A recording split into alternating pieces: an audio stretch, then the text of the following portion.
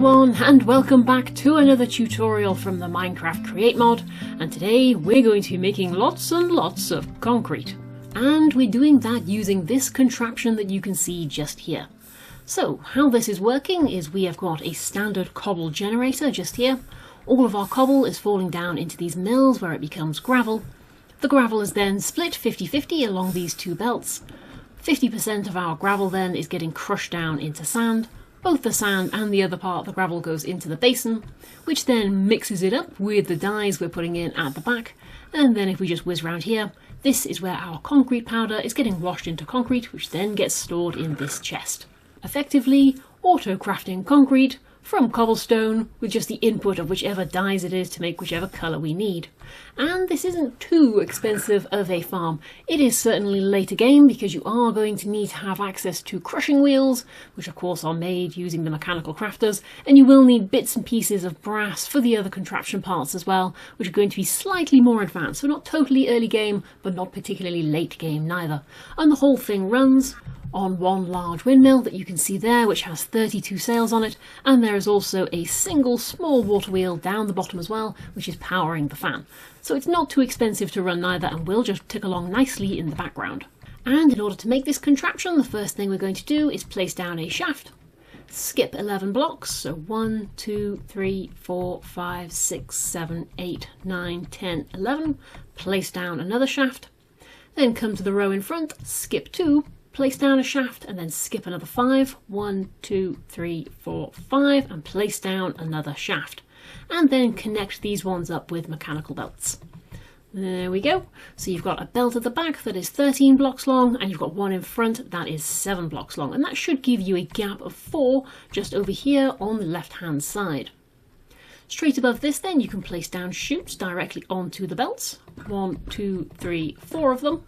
On top of your chutes, you're going to place down some mills. 1, 2, 3, and 4.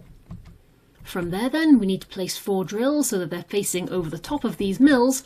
And to do that, the easiest way to do it is to place down a building block of any description just at the back of them. Make sure you're not crouching, then place down a drill, and you'll see that it gives you a highlight just to help you to place them going in a row of 4 over the top, just like that. From here then, we can just build up a little bit of a ring running around the outside. From there then, when we're directly in front of our drills, we can place down some stairs. These are going to be able to be waterlogged, so that we're going to have somewhere for our cobble to form, and then just finish off the circle with a little bit more building bricks, just like so. And then you can just build up on top as well, neatening things off so that we've got somewhere that we're going to be able to put our lava, which will then fall down and condense against those waterlogged blocks. That being the case then, if we come back to the front, we can place down our oak trapdoors, one in front of each of these stairs. Doesn't matter what kind of trapdoor you do, you can use any waterlogged block just there. In fact, I just like the look of the stairs. And then we will come and we will get some water and just waterlog those stair blocks, ready for our cobble to form. There we go. From here then, we need to split off our gravel so that it travels down both of the belts, and we're going to do that using brass tunnels, placing 2 side by side right up against the chute and across the end of the shorter belt. Then if we come over to the other side of our contraption, we're going to skip 2 blocks, place a shaft right into the belt, then have a vertical gearbox up against that, and then on top of this vertical gearbox, place down a crushing wheel. This should be lying horizontally, just as you can see, and you can hop up on top of it to place the other wheel on the other belt, just like that. So we can see on this second belt, the longer of the 2 belts, this is where all of our gravel is going to get crushed into sand. Then you'll need to place down vertical gearboxes on top of each of these wheels, just like so, and a shaft in between them. That way they're going to be able to rotate in a way so that gravel gets crushed, it just doesn't get held in the gap.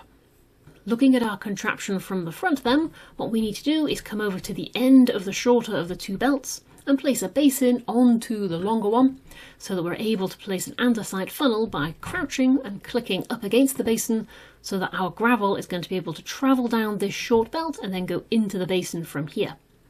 We can place another andesite funnel on this side of the basin as well. That's how the sand is going to be able to get in. So sand's going to come down the longer belt and go in, gravel is going to come down the shorter one. And then from here, we can hop up on this end of belt, and then if we right click with our cursor over the basin with the mixer in our hand, pop, it will appear just in the right place up above it. And this is where all of our concrete is going to get mixed up. Then if we come back round the front of our contraption, we can place down a couple of building blocks, and on the top of those place down a couple of chests, and that is where the final product is going to gather. Don't worry, because we haven't got any andesite tunnels on this side, it's not going to be able to get straight into that chest. It's not like it's going to fill up with gravel. Because if we come back around the back, what we're going to do is we're going to crouch and place a brass funnel up against the chest from this side, right on the very end of the longest belt. Make sure when you look at it that this little arrow that you can see on the side is facing into the chest, so the items are going to come down the belt and go into it rather than the other way around. If you weren't crouching when you pressed it, you'll probably find the arrow is pointing in the wrong direction. This will be taking stuff out of your chest, which isn't what you want. Make sure you are crouching when you place. There we go, one arrow pointing in the right direction. And then from here, if we come back over to our basin, we need to place a hopper so that we're going into the one remaining free side. And then on that, we are going to place a chest, which I want to be facing forwards. So I'm going to do whoop from this angle. Just click and click. There we go. So we've now got that is our chest. And this is where all of the dies are going to get put in. This is going to be the main input for this farm. Dies will go in there. Everything else is going to come through automatically, and concrete gathers in here. From this point then, and staying around the back of our contraption, we're going to dig down 3 blocks underneath this last section of the belt, directly underneath the brass funnel. So we go down by 3 blocks, 1, 2 and 3, and then at the bottom down there place a water wheel, and on top of that water wheel place an encased fan. Remove a couple blocks off the side of your water wheel and then place down a water source down at the bottom. And at this point we can see what the fan is up to. So we can see in this case it is blowing air upwards, which is what we wanted. If on the other hand, while you've been doing this, if you'd found it was doing the opposite, if it was drawing air in like that, you just need to change which side down at the bottom your water source is coming from. So you can see here we are going in a clockwise direction, whereas if I change that over, whoop, going in an anti-clockwise direction, we are blowing rather than sucking, and that's what we want to be able to see. Once you've achieved that then, place down some leaves directly on top, and then waterlog those leaves, and that's going to be our little washing setup for us, and we can cover all this up. There we go.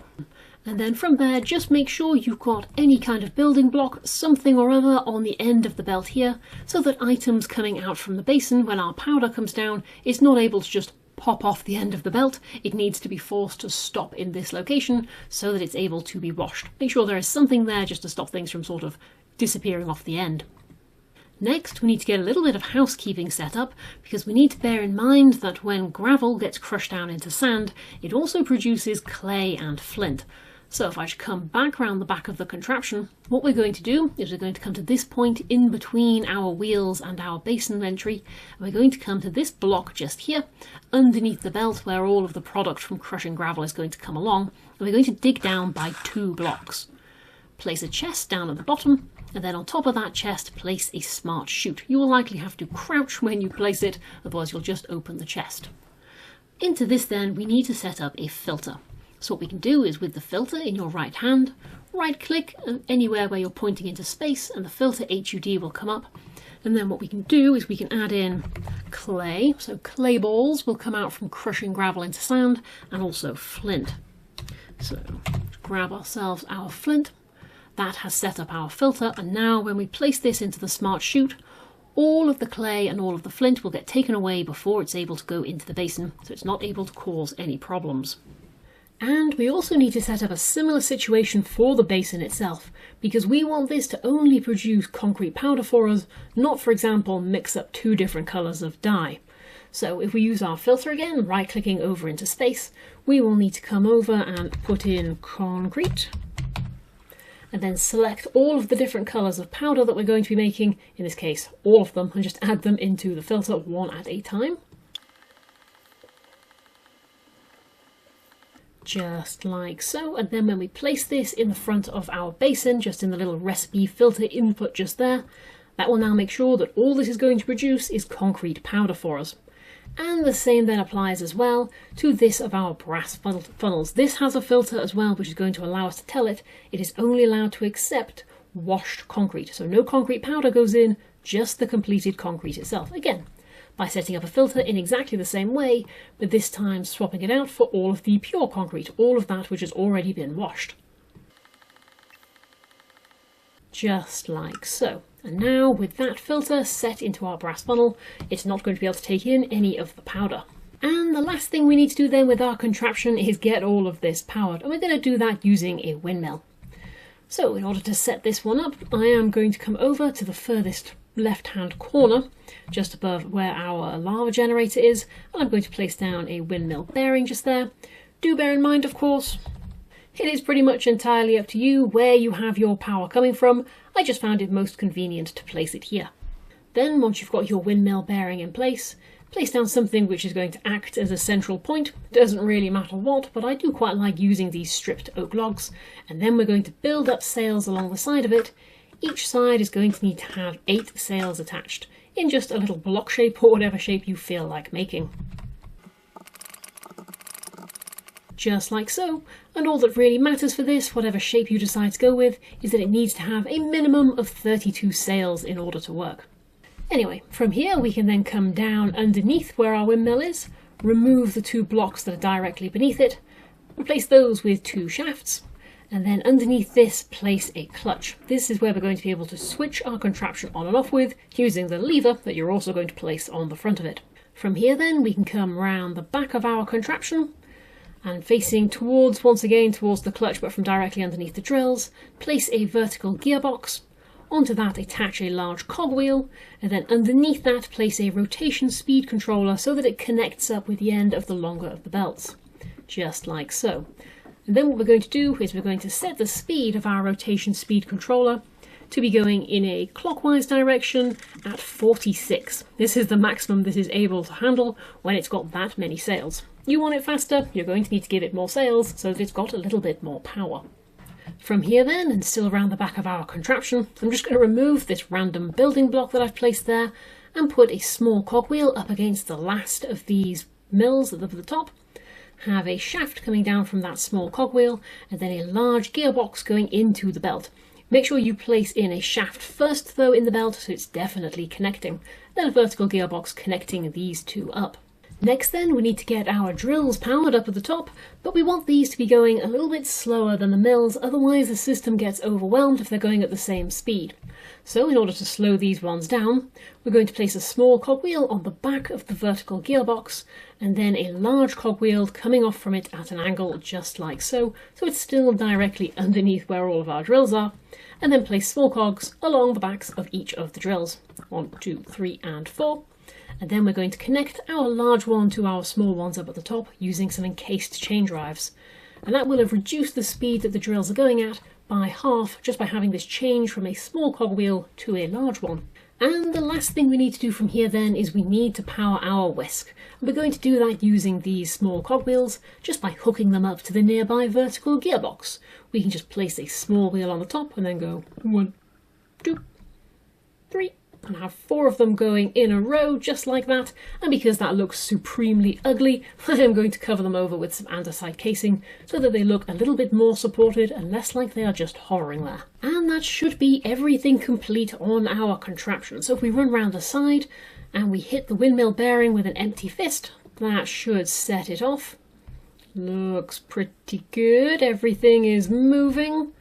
Everything is going, nothing strange is happening, yet at least. Okay, check that everything can be switched off using the clutch. There we go, entire contraption is off. Windmill is still spinning of course, but that's fine because power isn't being transmitted.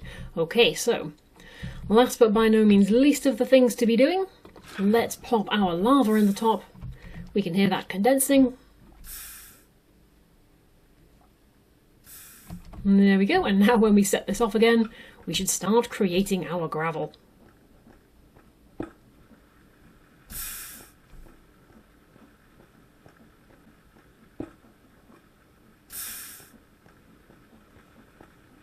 Gravel made, split down into 2 channels, going into the wheels, sand coming out, gravel and sand building up in our basin at the back.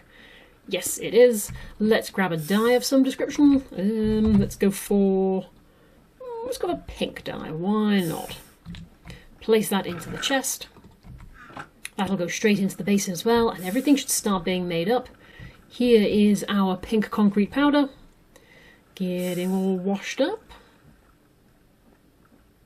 There we go, and that should now be pink concrete coming into the chest. Nice, everything works. And there you have it though. One contraption where you just add dye and you get concrete out the end. Just a tiny little bit of troubleshooting on this one. If you find that both of the belts are not moving, make sure you've got a shaft underneath your brass funnel, or you've got somewhere where you've got shafts going underneath both belts in a row. It doesn't really matter where it is, but they do need to connect via shafts to make sure both of them are running. Also, because this contraption has no buffer zone, it's got nowhere that's going to gather sand or gravel for you, make sure you are hanging around a little bit while it is producing, because eventually, once it runs out of dye, it will slowly build up with gravel and then sand and then cobble up at the top. So just keep an eye on it and turn it off when you're not using it, which is a good idea to do anyway, because blah blah blah, lag something blah blah blah. Anywho though, I hope you've enjoyed this little tutorial for this semi-automatic concrete farm. Happy Minecrafting everyone, and I'll see you again soon. Bye bye!